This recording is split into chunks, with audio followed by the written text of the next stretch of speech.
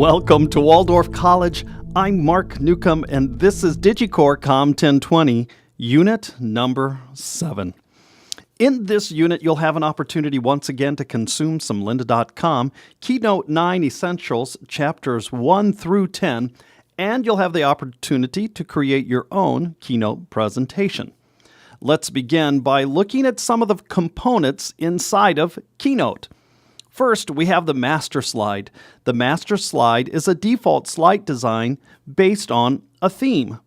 To find the master slides, you'll see there's a little shelf here that opens and closes as I pull it up and down.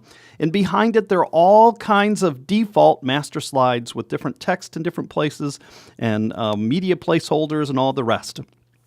So a master slide, it's a default slide design based on a theme, which begs the question, what is a theme? Well, a theme is a collection of master slides that define the look of a Keynote presentation. Keynote offers several of these to you. When you first open up Keynote to create a presentation, it will ask you what theme you'd like to choose, and there are many of them here, and all of them have several master slides hidden within.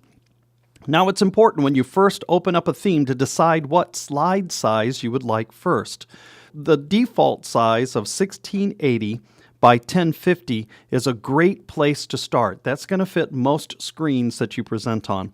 If you want to go for a true HD, then you'll go to a 1920 by 1080. There's also an inspector that you work with here inside of Keynote. It's a floating window that reveals tools for manipulating assets. And this is one of the reasons that I'm such a Keynote fan, is because on my Mac, I can find anything by using the inspector. If it's on my computer, the inspector would love for me to go find it. If it's in iTunes, in a movies folder, if it's in my iPhoto or anywhere on my computer as a Mac, I can use the inspector, and it already has a tool ready to use inside of presentations. So all those videos, all those pictures, all that music that I already have on my computer are just begging to be a part of my presentation. The inspector, it allows me to go find those things and actually manipulate and play with them as well. A media placeholder.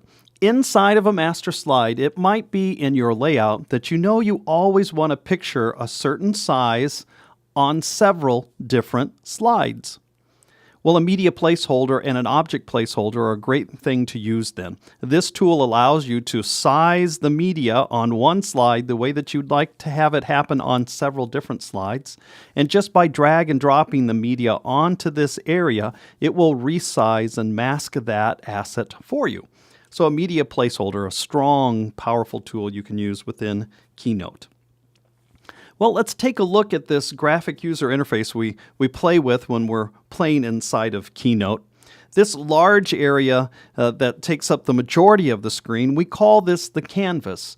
And rightfully so. This is where we're going to paint, create, and lay out the presentation that everyone will get to see as the end product. Just to the left of it, we have the slide navigation. Each one of these slides from top to bottom will be a different part of our presentation. Now, you can put several things in one slide and animate them, or you can choose to have a separate slide for everything that happens. For me, I normally have one slide that may have several things happening within it, and then it gets a little complicated. I'll decide it's time to go to another slide. So the slide navigation. To the top, we have the toolbar, and there are many beautiful tools that we'll get to play with here. And lynda.com is going to show all of that to you.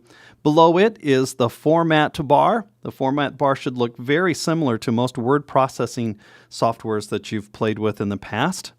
Down to the lower left corner here, we have the slide magnification, and it will let you resize this panel to the left here with all your slides in it so that those icons are larger or smaller, depending on how much screen space you have to play with as you lay out your presentation.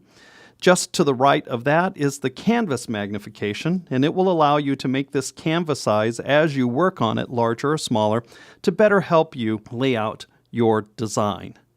Well, that's pretty much the graphic user interface we'll be playing with and the basic tools we'll be playing with inside of Keynote.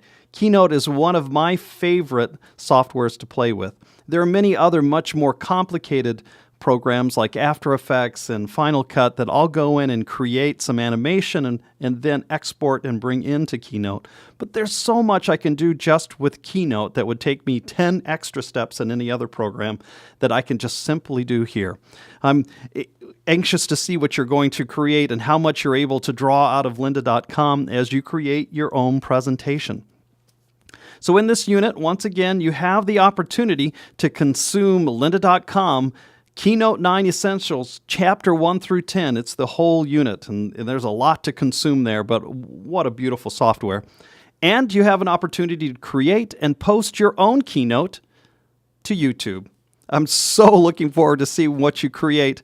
I'm Mark Newcomb, and that wraps up Unit 7. You know what that means is that Unit 8's just around the corner. I look forward to seeing you then.